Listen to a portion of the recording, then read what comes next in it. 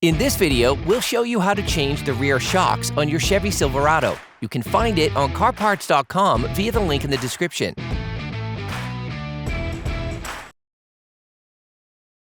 Brush off the bolts of the rear shock and spray the bolts with penetrating oil. Using a ratchet and a 21mm socket, unscrew the shock's lower retaining bolt. Block the rotation of the holding nut with a 21mm wrench. Then, remove the bolt.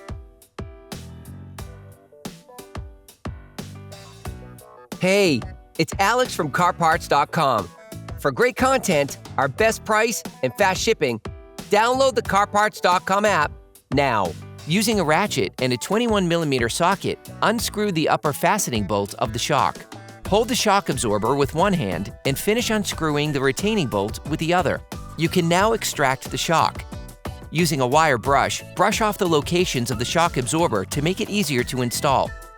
You can order the shocks used in the video on CarParts.com via the link in the description. Take your new shock.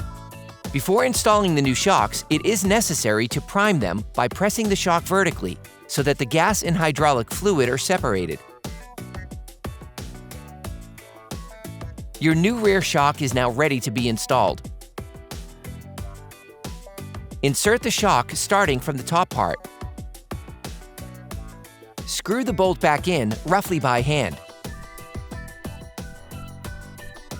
Insert the shock into its lower slot. Then install the lower retaining bolt.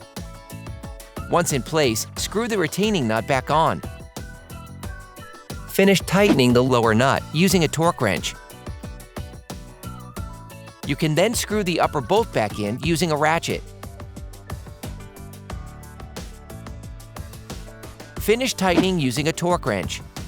Operation complete. Quality parts, priced right.